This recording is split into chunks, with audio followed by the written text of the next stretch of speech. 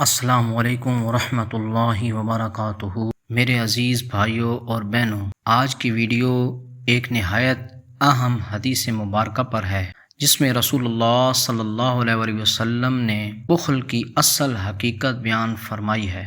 معزز سامعین کرام، ہم سب بخل کو مال خرچ نہ کرنے سے جوڑتے ہیں، لیکن نبی کریم علیہ الصلوۃ والسلام نے ہمیں بتایا ہے کہ سب سے بڑا بخل وہ ہے جو نیکی اور محبت میں کیا جائے۔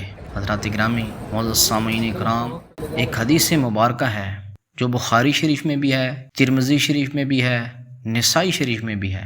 رسول اللہ صلی اللہ علیہ وسلم نے ارشاد فرمایا، اور حضرت علی کرم اللہ وجہ الکریم اس کے راوی ہیں۔ بسم اللہ الرحمن الرحیم۔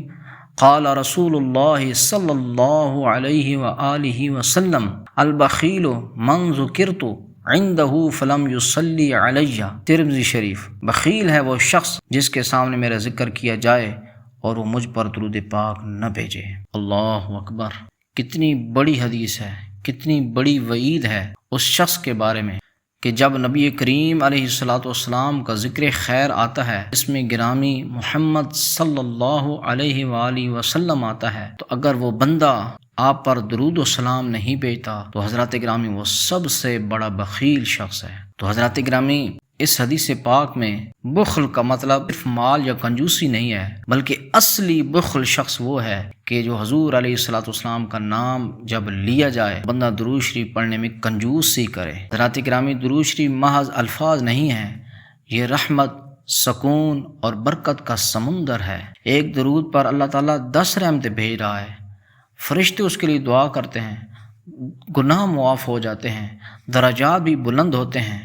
اب ذرا سوچیں حضرات گرامی کہ جو بندہ یہ سب خیر کے کام اپنے لیے، کسی اور کے لیے نہیں، اپنے لیے روک رہا ہے تو وہ کتنا بڑا بخیل شخص ہے۔ وہ شخص آپ علیہ السلام پر درود شریف نہیں پڑھتا اور بھلائی اور نیکی اور خیر اپنے لیے روک رہا ہے۔ اسی طرح اور بھی اس کے ساتھ متعدد احادیث مبارکہ ہیں۔ علامہ سخاوی رحمۃ اللہ علیہ نے جب یہ حدیث پاک لکھی تو اس حدیث پاک کے ساتھ ہی انہوں نے ایک شعر لکھا، ترجمہ ہے کہ جو شخص حضور علیہ الصلوۃ والسلام پر درود پاک نہ بھیجے جس وقت کہ حضور علیہ الصلوۃ والسلام کا پاک نام ذکر کیا جا رہا ہو، پس وہ پکا بخیل ہے، اور اتنا اضافہ کر اس پر کہ وہ بزدل اور نامرد بھی ہے۔ حضرات گرامی، یعنی درود شریف نہ پڑھنے والا شخص اللہ اور اس کے رسول صلی اللہ علیہ وسلم کی رحمتوں سے محروم ہو جاتا ہے۔ امام احمد بن حنبل رحمۃ اللہ علیہ فرماتے ہیں، میں نے خواب میں اللہ کو دیکھا اور پوچھا، اے رب، تیرے قریب ہونے کا سب سے بڑا ذریعہ کیا ہے؟ فرمایا، اے احمد بن حنبل، میرے نبی پر کثرت سے درود بھیجنا، یعنی کثرت سے درود شریف پڑھنے والا اللہ کے قریب ہو رہا ہے۔ نبی کریم علیہ السلام اس میں گرامی آتا ہے، تو اگر کوئی بندہ وہ درود پاک نہیں پڑھتا تو وہ اللہ سے بھی دور ہو جاتا ہے۔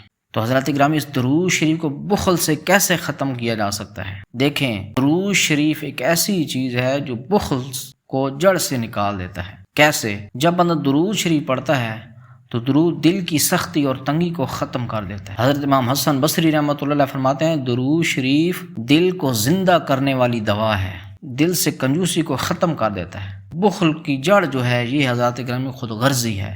پڑھنے سے انسان کا دل محبت رسول سے بھر جاتا ہے۔ حضرت مالک بن دینار رحمۃ اللہ علیہ فرماتے ہیں، جس دل میں درود کی کثرت ہو وہاں محبت اور سخاوت خود بخود آ جاتی ہے۔ معزز سامعین کرام، صوفیاء کرام تو فرماتے ہیں کہ درود شریف وہ کنجی ہے جو دل کے دروازے کو کھول دیتی ہے۔